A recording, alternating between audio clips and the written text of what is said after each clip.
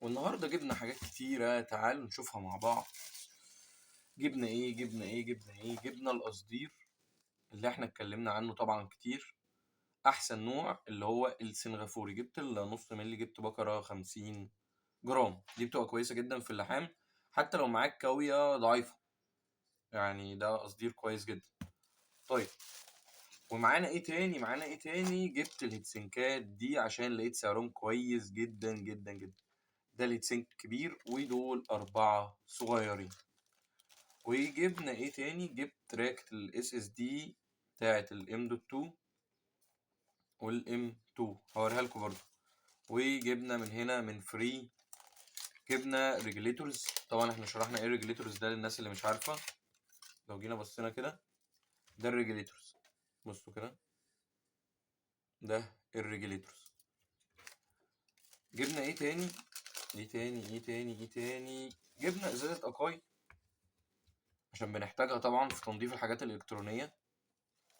وجبنا الاي اس بي الزيرو 1، جبت 4.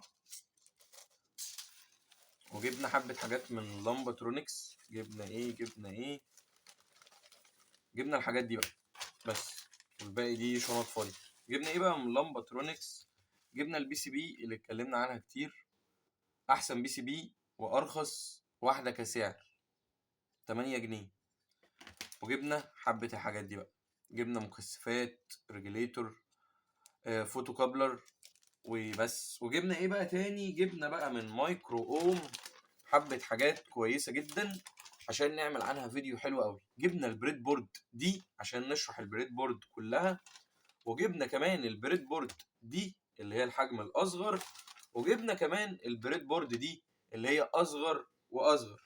يعني جبنا يعتبر جميع انواع البريد بورد عشان نشرحهم في فيديو ازاي تستخدمهم وازاي توصل عليهم، ان كانت تستخدم الكبيرة او الوسط او الصغيرة خالص. انتظروا الفيديو ده، يبقى فيديو كويس جدا. وجبنا ايه تاني؟ وجبنا اسلاك جديدة عشان الاسلاك بتخلص مننا بسرعة، فجبنا اسلاك تاني. وجبنا السلك الستة طرف ده عشان سلك كويس جدا. والحاجات اللي جوه الكيس ده هنشوفها مع بعض برضو دلوقتي. السلك ده زي ما انتم شايفين 6 طرف، كل طرف بلون معين، ده عشان نستخدمه في المشاريع برضو. وجبنا الحاجات دي. ايه بقى الحاجات دي؟ نفتح كده ونشوف مع بعض ايه الحاجات دي. بصوا كده، بصوا عندنا ايه. جبنا الاتنين دول هنحطهم في المكتب، ناخد منهم كهرباء. ودولا بتاع الاي ار، المستشعر بتاعه يعني. لو جينا بصينا، هو شبه اللمبة بس ده ب3 رجول. انا مش عارف ايه الفرق بصراحة بينه وبين ده مثلا. بصوا كده، ايه الفرق بينه وبين اللمبة السوداء دي بس، الاي ار برضه. هنجرب ونشوف الفرق برضه، نجرب نخليهم يستلموا اشارات وكده. ودول بقى يتفكوا كده، دي بتبقى ثابتة في المكتب، واخد مثلا منها 12 فولت. امسك دي هيبقى فيها سلك، اروح مركب كده كده، انا وصلت الكهرباء. افك احط في واحدة جنبها مثلا، اخد 10 فولت، 5 فولت، وكذلك اعمل زي باور سبلاي للمكتب. ودي برضو الحمرا منها اهي، ممكن نجيب كل واحدة بعد كده بلون حسب استخدامها اهي. تحط سلك من هنا وتربط كده، بقى معاك يعني كونكتورز، تفك وتوصل وكده. بس يعني دي الحاجات اللي كانت معانا. وبرضو عشان نشوف راكت الاس اس دي، لو جينا بصينا كده نبدأ بقى نتفرج عليها. طبعا يعني دي تعتبر احسن واحدة من اللي بيتباعوا، دي التايب سي، وبيركب عليها الام في مي والام دوت 2 زي ما انتم شايفين. دي المقاسات بيجي معاها دول. لو جينا نشوف، طبعا انتوا عارفين اللاب بتاعي بايظ، فانا جبت دي عشان اسحب الحاجة من على الهارد. طيب هيركبها ازاي بقى؟ هاجي هنا هفك الجلدة دي، برضه هنزل فيديو عنها واحنا بنجربها ونشوف سرعتها وكده. ممكن نسيب الجلدة دي عشان احنا نخلي الهارد.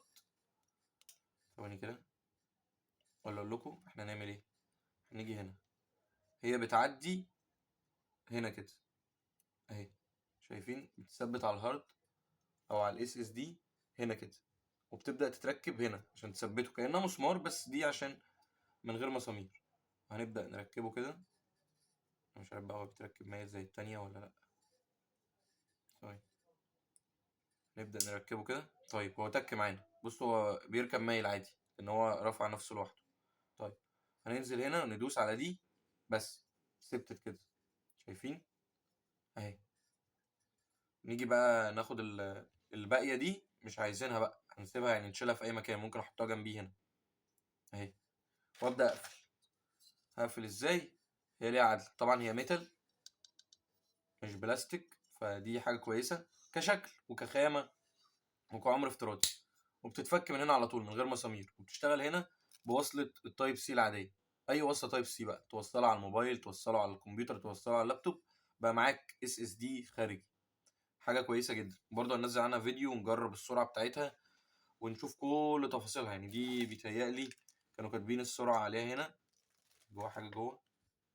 لا ما جواش حاجة، زي ما انتم شايفين بيقول لك بتشيل الام دوت 2 و الانفمي، وعندك ايه، عندك ايه من تفاصيلها.